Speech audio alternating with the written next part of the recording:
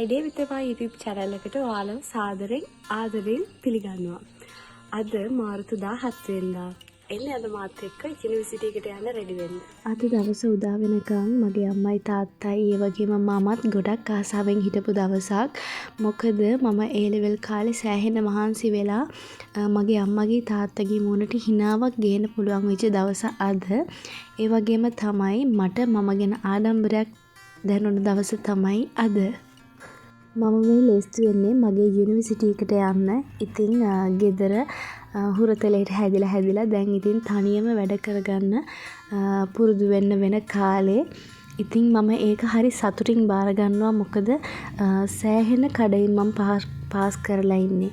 ඉතින් A level උනත් එකපාරින් මම පාස් උනේ නැහැ. මම second try කරලා තමයි A level පාස් උනේ. මම අද අවස්ථාවක් කරගන්නවා මගේ කතාව ඔයාලත් එක්ක බෙදා ගන්න. ඇත්තටම මම ඉගෙන ගන්න ආස වෙච්ච ගෑල් ළමෙක් නෙවෙයි. ඉගෙනගෙන කොයි තැනටද යන්නේ කියලාවත් ඇත්තටම මම දැනගෙන හිටියේ නෑ. හැබැයි මගේ යාළුවෝ මගේ ගුරුවරුන්ගේ මඟ පෙන්වීම මත මට අයිඩියා එකක් ආවා. මම කොහොම හරි ඉගෙනගෙන හොඳ විශ්වවිද්‍යාලයකට ගිහින් ඉගෙන ගන්න ආසාව මට ආවේ මගේ යාළුවෝන්ගෙන් ඒ වගේම තමයි මට ගන්නපු ගුරුවරුන්ගේ මාර්ගයෙන්. හිතන තරම් මට A level විභාගේ ලේසි වුණේ නැහැ.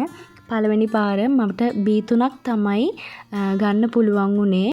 මොන දේ වුණත් උත්සාහයෙන් කැපවීමෙන් ආසාවෙන් කරොත් ඒක කවදාවත් බැරි වෙන්නේ නැහැ කියලා මං ඉගෙන ගත්තේ මගෙන්මයි. ඒකෙන් මොටිවේට් වෙලා ඔන්න මම සෙකන්ඩ් try එකටත් මුණ දුන්නා.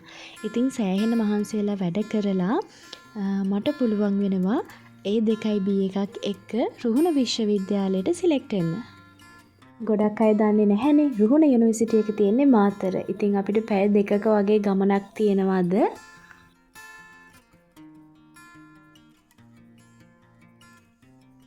ඔන්න අද තමයි ඒ දවස. අද තමයි මම මුලින්ම කැම්පස් එක බලන්න යන්නේ.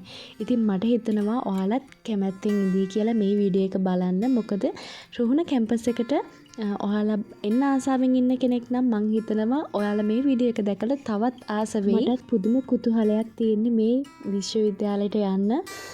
හැමදාම ෆොටෝස් වලින් දැක්කත් අද තමයි මම මගේ කැම්පස් එක හැබැහින් දකින්නේ.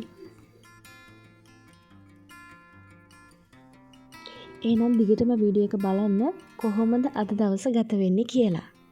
ඒ වගේම මතක ඇතුව මාව subscribe කරලා bell icon එක click කරන්නත් අමතක කරන්න එපා. හායි අන්න අපි දැන් මාතර කිට්ටුවට ඇවිල්ලා තියෙන්නේ. දැන් කෑම කන්න යනවා. දැන් මගේ යාළුවත් පිටිපස්සෙන් එනවා. එයා එනකන් චුට්ටක් අපි ඉන්නවා. කෑම කාලා අපි හිමීට යුනිවර්සිටි එක පැත්තට යමු. ඇත්තටම මේ මාර excited. මොකද ගොඩක් කල් බලන් ඉඳපු හීනයක් මේක. ඉතින් බලමු මේ හීනේ කොහොම හැබෑ වෙද්දි කොහොම මම රියැක්ට් කරයිද කියලා. හරි එහෙනම් අපි ඉස්සෙල්ලා කාලා ඉමු. කාලා හිමීට ඒ පැත්තට යනවා. මොකද 8 වෙද්දි අපි එතන ඉන්න ඕනේ. දැන් වෙලාව 7:00යි. 7:00යි වෙලාව. අපි 8 වෙද්දි එතන ඉන්න ඕනේ. කාලා ඊට පස්සේ ආයෙ හම්බ වෙමු.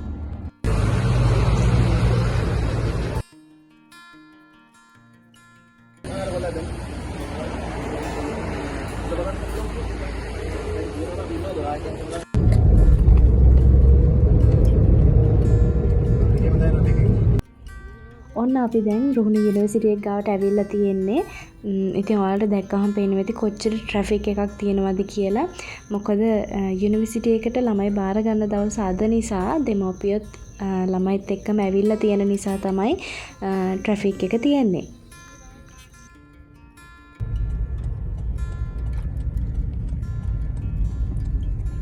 මේ තියෙන්නේ රුහුණ යුනිවර්සිටි එක.